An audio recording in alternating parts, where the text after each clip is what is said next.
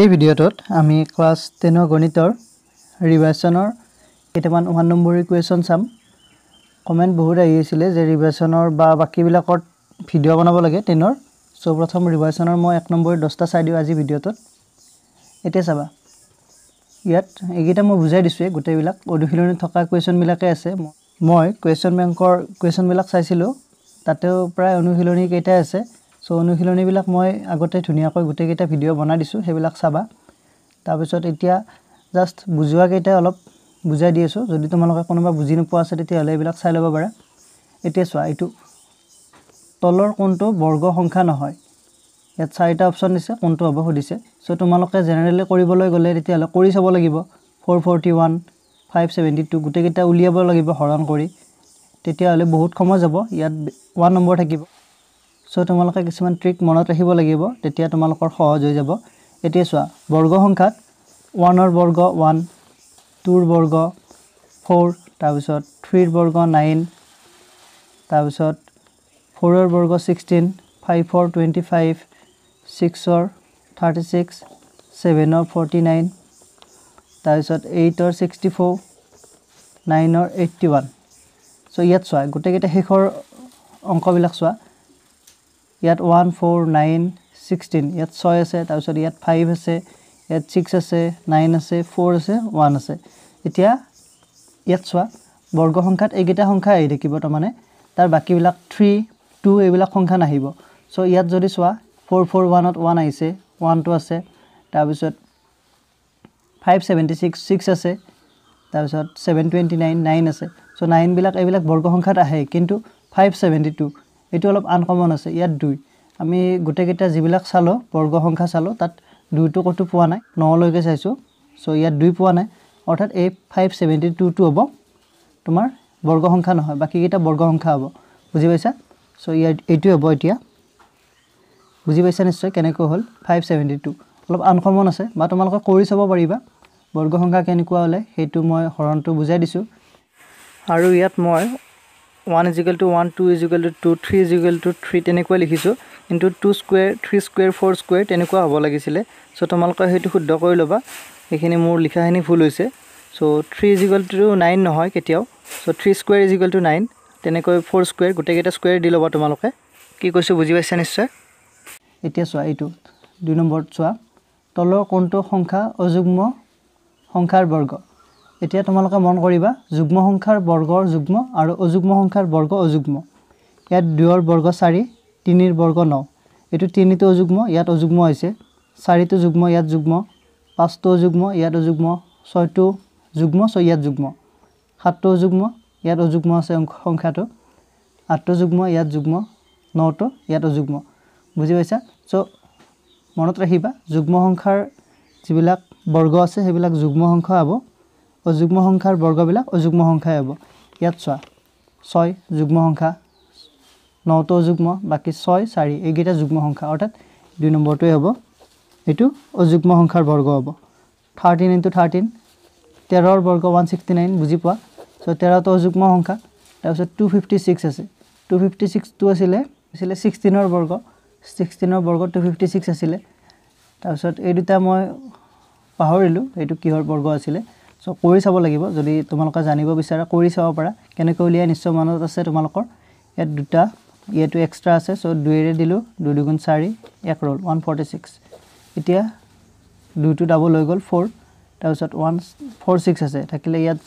6 পাব লাগিলে 2 * 2 = 4 3 * 3 = 9 4 * 4 = 16 তাৰ পিছত 4 * 4 = 16 6 1 ৰব 4 * 4 = 16 17 176 হৈ যাব। হলে চোৱা এটো 176 146 তকৈ ডাঙৰ হৈ গল। তাৰ পিছত আকৌ ইয়াত যদি আমি 3 দিও তেতিয়া হলে 3 * 3 = 9 তাৰ পিছত 3 * 4 = 12 126 হৈ যাব। অৰ্থাৎ এই সংখ্যাটো বৰ্গ সংখ্যাই নহয়। ইয়াত দি দিছে 754 এটো নহব কি জানি এটো হয় কিন্তু আমাক সুধিছে যে তলৰ কোনটো সংখ্যা অযুগ্ম সংখ্যাৰ বৰ্গ। সো এইটোই হ'ব। বুজি পাইছা 2 নম্বৰটো। তাৰ পিছত 3 নম্বৰ কোৱেশ্চনটো চোৱা 12 স্কয়াৰ আৰু 13 স্কয়াৰৰ মাজত কেইটা স্বাভাৱিক সংখ্যা থাকিব। এটো কোৱেশ্চন মই আগতে কৰিছো কিতাপত 18 স্কয়াৰ আৰু 19 স্কয়াৰ আছিল। ইয়াত চোৱা ইয়াত স্বাভাৱিক সংখ্যা উলিয়াব লাগিলে 12 স্কয়াৰ কৰিব লাগিব 12 ৰ যদি বৰ্গ কৰা তেতিয়া হলে 144 তাৰ পিছত 13 ৰ বৰ্গ কৰিলে 169 এতিয়া 169 ৰ পৰা 144 বিয়োগ কৰিব লাগিব সো 9 4 গলে 5 6 4 গলে 2 25 বুজি পাইছা এতিয়া চোৱা আমাক কৈছে যে আমি বিয়োগটো 13 স্কয়াৰ আৰু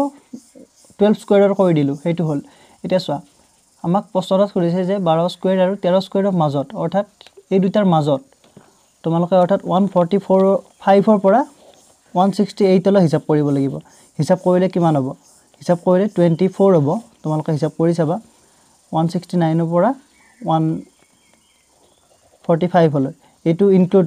এই দুটা ধৰিব লাগিব এই দুটা ইনক্লুডিং কৰি 145 ৰ পৰা 168 হিসাব কৰি চাবা 24 হ'ব সো এটো তোমালোকে কৰি চালে বহুত টাইম লাগিব যদি তোমালোকক ডাঙৰ সংখ্যা দি দিয়ে ধৰা তোমালোকক বেছি ডাঙৰ সংখ্যা দি দিয়ে 758 এনেকুৱা সংখ্যা দি দিলে 759 তেতিয়া তোমালোকে কৰি থাকিলে গুটে সময়বিলাক যাব সো তাৰ কাৰণে এটা সূত্ৰ আছে কিতাপত দিয়া আছে যে n স্কয়াৰ আৰু n+1 হোল স্কয়াৰৰ মাজত যদি স্বাভাৱিক সংখ্যা উলিয়াব লাগে তেতিয়া হলে সূত্ৰটো আছিল টুৱাইস n এই ক্ষেত্ৰত 12 আৰু 13 এই দুটাৰ স্কয়াৰৰ মাজত উলিয়াব দিছে সো এই ক্ষেত্ৰত হ'ব 2 * 12 অৰ্থাৎ 2 বাৰাং 24 24 বুজি পাইছা সো এটো 24 হ'ব আৰু এটো তোমালোকে হিসাব কৰি চাবা হয়নে নহয় তাৰ পিছত এটো চোৱা m two the power -n ৰ মান হ'ব ইয়াত চাৰিটা অপচন দিয়া আছে ইয়াত তোমালোকে গম পাইছা কি জানি 2 নম্বৰটো হ'ব বুলি কেনেকৈ হ'ব বুজি পাইছে আমি যদি নৰমালি কবলৈ যাও তেতিয়া হলে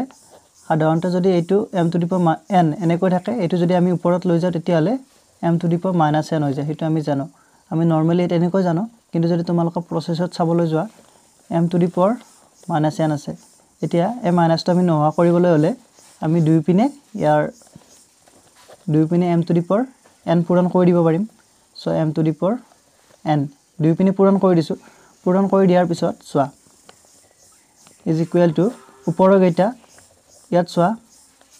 ইয়াৰ যেটো সূচক আছে পাৱাৰ আছে এটো ঘাতটো চোৱা ইয়াত আছে এটো আৰু ইয়াত আছে এটো এতিয়া আমি এটা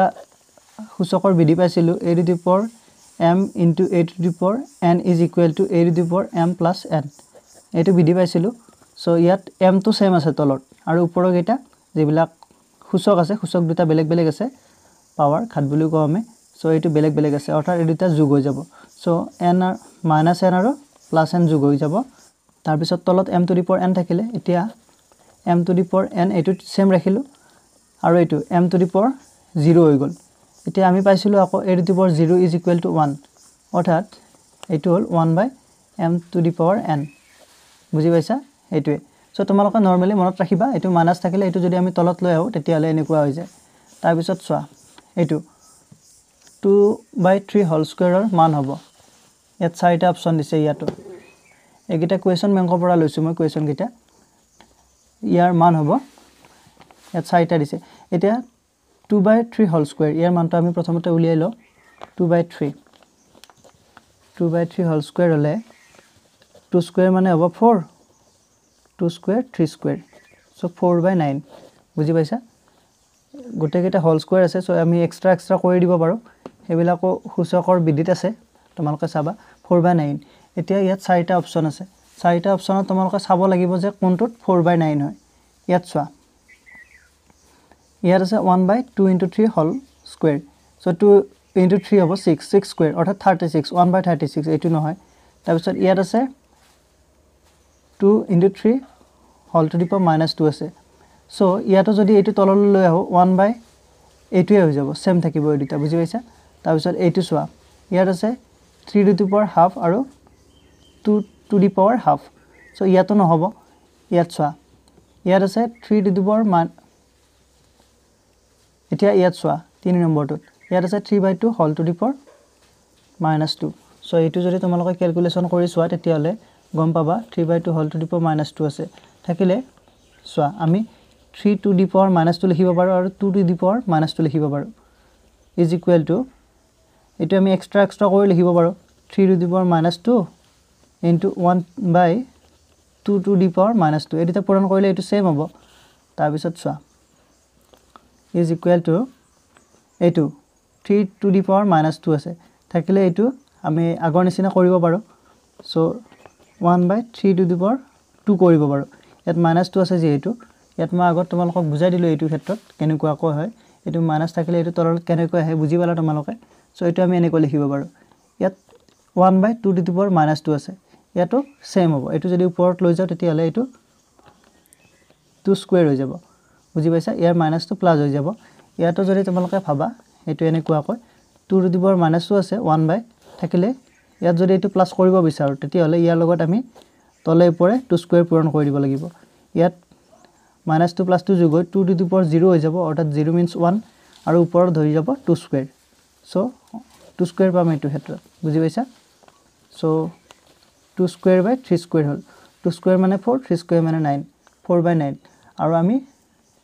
যদি আমাক যেটো মেইন দিয়া আছিল কোৱেশ্চনটোত সেই যেটো আমি 4/9 এ পালো এটেন সো ইয়াৰে আনসাৰটো হ'ব 3 নম্বৰটো 3/2 হোল টু দি পাৱাৰ -2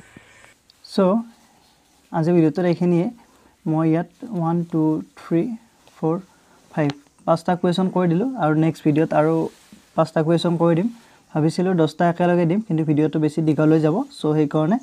এটো এইখিনিয়ে নেক্সট ভিডিওত আৰু পাঁচটা কোৱেশ্চন দি দিম সো যদি ভিডিওটো ভাল লাগিছে লাইক কৰিবা কমেন্ট কৰিবা শেয়াৰ কৰিবা আৰু তোমালোক যদি মোৰ চেনেলটোত নতুন তেতিয়ালে চেনেলটো সাবস্ক্ৰাইব কৰি লবা থ্যাংক ইউ